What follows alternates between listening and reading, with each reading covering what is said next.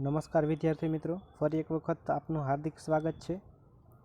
આપણે પ્રકરણ નંબર 2ની ચર્ચાઓ કરી રહ્યા છીએ। પ્રકરણ નંબર 2ની અંદર લાસ્ટ લેક્ચરની અંદર આપણે કાર્ય, ઉર્જા વગેરેના મૂળભૂત ટોપિકોની ચર્ચા કરી અને આશા છે કે આપે બધું સરસ રીતે તૈયાર કરી નાખ્યું હશે।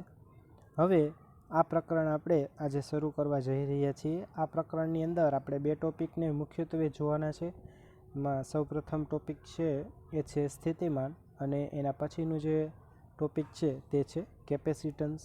તો સ્થિત વિદ્યુત શાસ્ત્રની અંદર સ્થિતિમાન છે એ ખૂબ જ અગત્યનો ટોપિક છે, પરંતુ સ્થિતિમાન સમજતા પહેલાં સ્થિતિ ઉર્જા સમજવી પડે। સ્થિતિમાનને સમજવા પહેલાં સ્થિતિ ઉર્જા સમજવી પડે અને સ્થિતિ ઉર્જા ને સમજવા પહેલાં સંરક્ષી બળો સમજવું પડે। તો સંરક્ષી બળો આપણે લાસ્ટ લેક્ચરની અંદર વિગતવાર સમજ્યા। હવે સિક્વન્સ આવી બનશે સંરક્ષી બળો, એના ઉપરથી સ્થિતિ ઉર્જા બનાવીશું આપણે અને એને સમજીશું અને સ્થિતિ ઉર્જાને આગળના ભાગમાં સ્થિતિ ઉર્જા ઉપરથી આપણે સ્થિતિમાનને વ્યાખ્યાયિત કરીશું। હવે આપણે આપણી બુકની અંદર જે પ્રસ્તાવનાનો ટોપિક છે તે જોઈએ।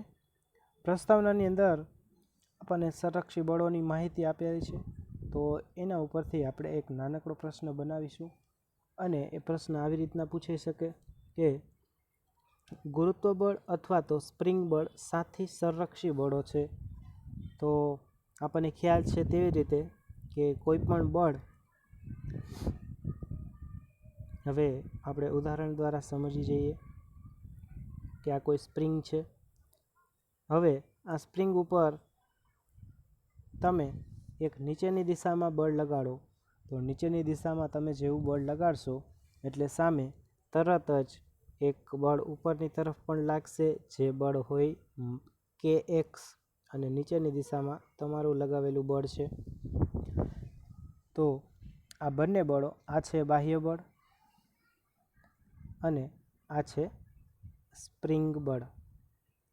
તો સ્પ્રિંગ બળ છે એનો નેચર એવો છે કે સ્પ્રિંગ બળની વિરુદ્ધ તમે કોઈ બળ લગાડો એટલે કે બાહ્ય બળ લગાડો ત્યારે બાહ્ય બળની અસર હેઠળ આ પદાર્થને તમે નીચે સ્થાનાંતર કરાવો ત્યારે આ બાહ્ય બળ વડે થતું કાર્ય છે એ સ્પ્રિંગની અંદર સ્થિતિ ઉર્જા સ્વરૂપે સંગ્રહાઈ જાય છે અને જેવું તમે બાહ્ય બળ લગાડવાનું છોડી દેશો એટલે સ્પ્રિંગ પાછી ઉપરની તરફ ગતિ કરશે અને એ ગતિ ઉર્જા કેના જેટલી હશે તો કે પહેલાં આપણે બાહ્ય બળ વડે જેટલું કાર્ય કર્યું એ કાર્ય સ્પ્રિંગની અંદર સંપૂર્ણપણે સ્ટોર થઈ ગયું હશે અને એ સ્ટોર થયેલા કાર્યની મદદથી સ્પ્રિંગ પાછી ઉપર જશે, સ્પ્રિંગને ગતિ ઉર્જા મળશે અને સ્પ્રિંગ છે એનો જે દળ છે એને ગતિ ઉર્જા મળશે અને તે ઉપરની તરફ ગતિ કરશે। તો આના ઉપરથી જ આપણે સંરક્ષી બળોની આપણી બુક પ્રમાણેની હવે પછીની બુક પ્રમાણેની વ્યાખ્યા આપણે આ જ રીતના આપીશું અને આપણી સમજૂતી અને પ્રશ્ન આ જ રીતના આપણે તૈયાર કરવાના છીએ કે ગુરુત્વ બળ અથવા સ્પ્રિંગ બળ સંરક્ષી બળો કેમ છે? તો એનો જવાબ છે કે ગુરુત્વ બળ અને સ્પ્રિંગ બળની વિરુદ્ધમાં જ્યારે કોઈ બાહ્ય બળ વડે એક બીજુંથી બીજા બિંદુ સુધી લઈ જવા માટે કાર્ય કરીએ ત્યારે તે કાર્ય એ સ્થિતિ ઉર્જા સ્વરૂપે સંગ્રહિત પામે છે। એટલે કે આ દળ પહેલાં અહીંયા હતું, એને ખેંચીને આપણે અહીંયા આગળ નીચે તરફ લઈ આવ્યા, તો આટલું આપણે સ્થાનાંતર કરાવ્યું, આટલા સ્થાનાંતરની દરમિયાન આપણે કંઈક બળ લગાડ્યું અને એ બળથી થતું કાર્ય એ સ્પ્રિંગની અંદર સ્ટોર થઈ ગયું અને તેને સ્પ્રિંગની સ્થિતિ ઉર્જા કહેવાય। હવે જ્યારે આપણે આ બળને દૂર કરીએ છીએ ત્યારે પદાર્થ પાછો ગતિ ઉર્જા પ્રાપ્ત કરે છે, એટલે કે અહીંયાથી તમે બાહ્ય બળ દૂર કરી દેશો તો આ પદાર્થ પાછો ઉપરની તરફ ગતિ કરશે અને ગતિ ઉર્જા એને કેટલી મળશે તો કે જેટલા પહેલાં તેનામાં સ્થિતિ ઉર્જા સ્ટોર થઈ હતી એ જ એને ગતિ ઉર્જા સ્વરૂપે પાછી મળી જશે। આમ ગતિ ઉર્જા અને સ્થિતિ ઉર્જાનો સરવાળો અચળ રહે છે ને ગતિ ઉર્જાનું સ્થિતિ ઉર્જામાં રૂપાંતર અને સ્થિતિ ઉર્જાનું ગતિ ઉર્જામાં રૂપાંતરણ થશે। તો આ પ્રકારના બળોને સંરક્ષી બળો કહેવાય। તો હવે આપણને સ્વાભાવિક જ પ્રશ્ન થાય કે આવા પ્રકારના બળો સ્પ્રિંગ બળ સિવાયના કયા કયા છે? તો તેનું લિસ્ટ આપણને અહીંયા આપેલું છે। તો સ્પ્રિંગ બળ, બીજું ગુરુત્વ બળ, ત્રીજું વિદ્યુત બળ અને ચોથું ચુંબકીય બળ। તો સ્પ્રિંગ બળ અને ગુરુત્વ બળ આપણે ધોરણ 11ની અંદર ભણી ગયા છીએ અને વિદ્યુત બળ અને ચુંબકીય બળ આપણે ધોરણ 12ની અંદર ભણવાના છીએ. તો આ બંને એ સંરક્ષી પ્રકારના બળો છે. સંરક્ષી પ્રકારના બળો માટે આપણે હંમેશા સ્થિતિ ઉર્જા વ્યાખ્યાયિત કરી શકીએ છીએ. તો આપણે આના માટે પણ સ્થિતિ ઉર્જા વ્યાખ્યાયિત કરીશું વિદ્યુત બળ માટે. હવે આગળ વધીએ આપણે. તો આગળના ટોપિકની અંદર આપણે હમણાં જ વાત કરી કે વિદ્યુત બળ છે તે સંરક્ષી છે. તો આગળનો જે પેરેગ્રાફ છે, બીજો પેરેગ્રાફ પુસ્તકની અંદર પ્રસ્તાવનામાં, તેની અંદરથી એક પ્રશ્ન આવી રીતના તૈયાર થઈ શકશે કે વિદ્યુત બળ સંરક્ષી છે તેમ બતાવો. તો આપણે એવું સાબિત કરવાનું છે કે વિદ્યુત બળ છે તે સંરક્ષી છે અને વિદ્યુત સ્થિતિ ઉર્જાની વ્યાખ્યા લખવાની છે. તો આપણને ખબર જ છે સ્થિતિ ઉર્જા કોને કહેવાય કે બાહ્ય બળ વડે જે કાર્ય થયેલું હશે એ કાર્ય શેના સ્વરૂપે સ્ટોર થશે? સ્થિતિ ઉર્જા સ્વરૂપે. તો બાહ્ય બળ વડે થયેલું કાર્ય એટલે સ્થિતિ ઉર્જા. અને સંરક્ષી બળ કોને કહેવાય? તો કે સંરક્ષી બળ એટલે એવું કે કાર્ય છે તે ઉર્જા સ્વરૂપે, સ્થિતિ ઉર્જા સ્વરૂપે સ્ટોર થઈ જતું હોય તેને શું કહેવાય? સંરક્ષી બળ કહેવાય. ઘર્ષણ બળ એ સંરક્ષી બળ નથી, કારણ કે તમે કોઈ પણ પદાર્થને આમ કોઈ રફ સપાટી ઉપરથી ધસડીને એક પોઈન્ટથી બીજા પોઈન્ટ સુધી લઈ જાઓ અને પછી ત્યાંથી છોડો, તો ત્યાંથી તે પાછો આગળના પોઈન્ટ જ્યાંથી શરૂઆત કરી હતી તે પોઈન્ટ સુધી આવશે નહીં, કારણ કે એ દરમિયાન જે કાર્ય થયું છે તે કાર્ય ઉષ્મા ઉર્જા રૂપે વ્યય પામી ગયું છે, કોઈ પણ જગ્યાએ સ્ટોર થયેલું નથી. આથી ઘર્ષણ બળ એ સંરક્ષી બળ નથી. તો આપણે વિદ્યુત બળ છે તે સંરક્ષી બળ છે તેમ આપણે દર્શાવી દેવું છે. તો સંરક્ષી ક્યારે હોઈ શકે? તો જ્યારે વિદ્યુત બળની વિરુદ્ધમાં કોઈ કાર્ય, કોઈ બાહ્ય બળની અસર હેઠળ એક વિદ્યુત ભારને બીજા વિદ્યુત ભાર સુધી લઈ જવા માટે જે કાર્ય કરે છે તે કાર્ય વિદ્યુત ભારની સ્થિતિ ઉર્જા સ્વરૂપે સંગ્રહિત થાય છે. અને બળ જ્યારે દૂર કરવામાં આવે ત્યારે વિદ્યુત ભાર ગતિ ઉર્જા પ્રાપ્ત કરે છે અને ગતિ ઉર્જાના મૂલ્ય જેટલી જ વિદ્યુત સ્થિતિ ઉર્જા ગુમાવે છે. એટલે કે ગતિ ઉર્જા અને વિદ્યુત સ્થિતિ ઉર્જાનું સંરક્ષણ થાય છે. આના ઉપરથી આપણે કહી શકીએ કે વિદ્યુત બળ એ સંરક્ષી બળ છે. ઉદાહરણથી જોઈએ. અહીંયા આગળ કોઈ ધન વિદ્યુત ભાર રાખેલો છે અને અહીંયા આગળ એક બીજો ધન વિદ્યુત ભાર Q, તેને આપણે આ પોઈન્ટથી આ પોઈન્ટ સુધી લઈ આવવા માગીએ છીએ. આ પોઈન્ટ સુધી આપણે લઈ આવવા માગીએ છીએ. આ બીજો પોઈન્ટ છે અને આ પહેલો પોઈન્ટ છે. હવે આ ધન વિદ્યુત ભાર છે અને આ પણ પ્લસ Q ધન વિદ્યુત ભાર છે. આ ખૂબ નાનો વિદ્યુત ભાર છે અને આ છે એ મોટો વિદ્યુત ભાર હશે. હવે આ Q વિદ્યુત ભારને તમારે આ પોઈન્ટથી આ પોઈન્ટ તરફ લઈ આવવો છે, પણ આ ધન છે અને આ ધન છે એટલે બંને વચ્ચે અપાકર્ષણ થશે, એટલે આ Q વિદ્યુત ભાર ઉપર બળ આવી રીતના લાગશે અને એ વિદ્યુત બળ છે એ QE જેટલું હશે. હવે એટલું જ બળ તમે આ ડાયરેક્શનની અંદર લગાવો એટલે આની ગતિ ચાલુ થશે.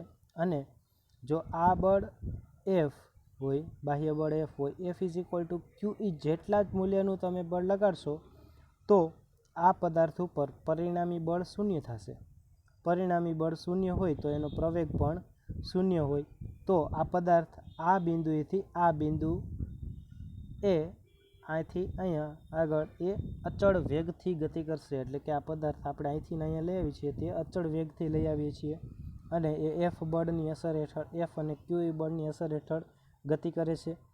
તો આ F બળ વડે જે કાર્ય થશે, કારણ કે આપણે બળ F લગાડીએ છીએ અને એનું સ્થાનાંતર D થાય છે, તો W = F × D જેટલું સ્થાનાંતર એ સ્ટોર થઈ જશે અને એ આ વિદ્યુત ભારની અંદર આપણે સ્ટોર થઈ ગયેલું છે તેમ ગણી શકીએ. હવે આ પોઈન્ટ ઉપર એક વખત વિદ્યુત ભાર Q આવી જાય પછી તમે તેને છોડી દેશો તો પાછો એ આ પોઈન્ટ સુધી પહોંચી જશે. બરાબર? તો અહીંયા આગળ આપણને ખ્યાલ આવી ગયો કે આ તો સ્પ્રિંગ જેવી જ એક્શન છે. બરાબર? અહીંયા આગળ થઈને આપણે અહીંયા લઈ આવશું, એ દરમિયાન કાર્ય કરવું પડશે અને અહીંયાથી આપણે છોડી દઈશું તો પાછું અહીંયા પહોંચી જશે. એનો મતલબ કે કોઈ સ્પ્રિંગ જેવી ઘટના થાય છે અહીંયા, અને સ્પ્રિંગ છે એ સંરક્ષી બળ છે, તો આ પણ સંરક્ષી બળ થયું કહેવાય. બરાબર? અને જે કાર્ય થાય છે કાર્ય જ એને કહેવાય સ્થિતિ ઉર્જા. તો હવે આપણે સ્થિતિ ઉર્જાની વ્યાખ્યા જોઈએ. આગળના ચેપ્ટરના આગળના ભાગમાં આપણે આ સ્થિતિ ઉર્જાને વિગતવાર જોવાના છીએ, પણ અહીંયા આગળથી એક વખત આપણે વ્યાખ્યાને જોઈ લઈએ અનંત અંતરેથી. તો અનંત અંતરની પહેલાં સ્પષ્ટતા કરી દઉં. અનંત અંતર કોને કહીશું? તો અહીંયા આગળ છે કે અનંત અંતર એટલે ક્ષેત્રની બહારનો વિસ્તાર. હવે અહીંયા આગળ કોઈ ધન વિદ્યુતભાર હોય તો આપણને ખ્યાલ છે કે ધન વિદ્યુતભારની આસપાસના વિસ્તારમાં તેની અસર પ્રવર્તતી હોય. તો આ જે આખો વિભાગ છે તે વિદ્યુત ક્ષેત્રનો વિભાગ છે અને તેની બહાર વિદ્યુત ક્ષેત્ર હશે નહીં. એટલે કે આ વિસ્તારની અંદર કોઈ પણ વિદ્યુત ક્ષેત્ર છે નહીં. તો આ વિદ્યુત ક્ષેત્રની બહારનું કોઈ પણ બિંદુ એ આ વિદ્યુતભાર માટે એ અનંત અંતર ગણી શકાય. અહીંયા આગળ કોઈ ફિઝિકલી અનંત અંતર ઇન્ફાઇનાઇટ લેવાનું નથી. આ દર વખતે એવી જ સમજૂતી રાખવાની છે. અનંત અંતર એટલે ક્ષેત્રની બહારથી. તો ક્ષેત્રની બહારથી એટલે અહીંયા આગળ ક્ષેત્ર છે એ પૂરું થઈ જાય છે અને અહીંયા આગળ આ ક્ષેત્રની બહારનો વિસ્તાર છે અને આ ક્ષેત્રની અંદરનો વિસ્તાર છે. તો વિદ્યુત ક્ષેત્ર અનંત અંતરેથી એટલે કે ક્ષેત્રના બહારના કોઈ બિંદુએથી વિદ્યુત ક્ષેત્રમાંના કોઈ પણ બિંદુ સુધી આપણે ક્યાંથી ક્યાં આવવાનું છે? વિદ્યુત ક્ષેત્રના બહારથી વિદ્યુત ક્ષેત્રની અંદર આવવાનું છે. અને કેને લઈ આવવાનું છે? એકમ ધન વિદ્યુતભારને લઈ આવવાનું છે. એકમ ધન વિદ્યુતભારને લઈ આવશો તો તમારે ક્ષેત્રની વિરુદ્ધ લઈ આવવો પડશે, કારણ કે અહીંયા ધન વિદ્યુતભાર છે અને બહારથી કોઈ ધન વિદ્યુતભારને લઈ આવવો હોય તો તેના ઉપર અપાકર્ષણ કરશે, એટલે તમારે બળ આપીને લઈ આવવો પડશે. અને અચળ ઝડપે ગતિ કરાવીને લાવતા એના માટે આપણે શું કરવું પડશે? કાર્ય કરવું પડશે. અને તે કાર્યને શું કહેવાય? તે બિંદુ પાસેની સ્થિતિ ઊર્જા કહે છે. વધારે વિગતવાર સમજીએ.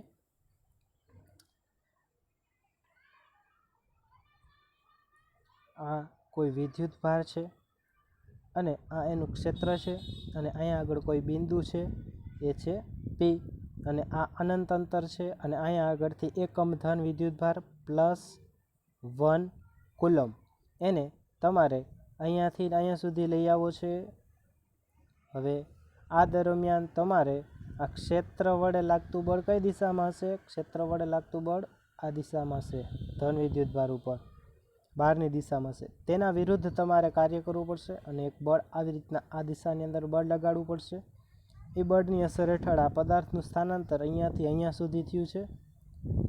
તો એ સ્થાનાંતર દરમિયાન કંઈક કાર્ય થશે, W = F × D, અને એ કાર્ય એની અંદર સ્ટોર થઈ જશે અને એ કાર્યને જ શું કહેવાય? સ્થિતિ ઊર્જા કહેવાય. ફરીથી એક વખત આપણે જોઈએ. આ વિદ્યુત ક્ષેત્ર, આ અનંત અંતર, અનંત અંતરેથી ક્ષેત્રમાંના કોઈ પણ બિંદુ આગળ એકમ ધન વિદ્યુતભારને વિદ્યુત ક્ષેત્રની વિરુદ્ધ અચળ ઝડપે ગતિ કરાવીને લાવવા પડતા કાર્યને તે બિંદુ પાસે એટલે કે આ બિંદુ પાસેની સ્થિતિ ઊર્જા U કહે છે. સ્થિતિ ઊર્જાને આપણે U વડે દર્શાવવાના છીએ. તો સ્થિતિ ઊર્જા કહે છે. હવે ફરીથી એક વખત શોર્ટની અંદર પણ અહીંયા આપેલું છે કે બાહ્ય બળ વડે જે કાર્ય થાય તે કાર્યને સ્થિતિ ઊર્જા કહેવામાં આવે છે. બરાબર? કે જ્યારે +1 કુલમને ક્ષેત્રની બહારના બિંદુએથી ક્ષેત્રના અંદરના બિંદુએ તમે બાહ્ય બળની મદદ વડે લઈ આવો ત્યારે બાહ્ય બળ દ્વારા જે કાર્ય થાય એ જ કાર્યને શું કહેવામાં આવશે? સ્થિતિ ઊર્જા કહેવામાં આવશે. તો આ પ્રશ્નની આપણે આવી રીતના ચર્ચા કરી શકીએ. હવે આગળનો ટોપિક જોઈએ. આગળનો જે એક પ્રશ્ન છે તે ખૂબ જ અગત્યનો છે અને તેની અંદર અહીં આગળ આપણે જે કંઈ ચર્ચાઓ કરી તે ચર્ચાઓને આપણે મેથેમેટિકલ ફોર્મની અંદર વ્યક્ત કરવાના છીએ કે ભાઈ કેટલું કાર્ય થાય. એક બિંદુએથી બીજા બિંદુ સુધી લઈ જાવીએ તો બાહ્ય બળ વડે કેટલું કાર્ય થાય, વિદ્યુત બળ વડે કેટલું કાર્ય થાય અને તે ઉપરથી કેટલું કાર્ય સ્ટોર થશે અને તેને આપણે તે બિંદુ પાસે સ્થિતિ ઊર્જા કહી શકીએ. આ બધી વસ્તુ આપણે સારી રીતના મેથેમેટિકલી જોવાના છીએ અને તે એક અગત્યનો પ્રશ્ન રહેશે. તો તેને આપણે આગળના લેક્ચરની અંદર જોઈએ.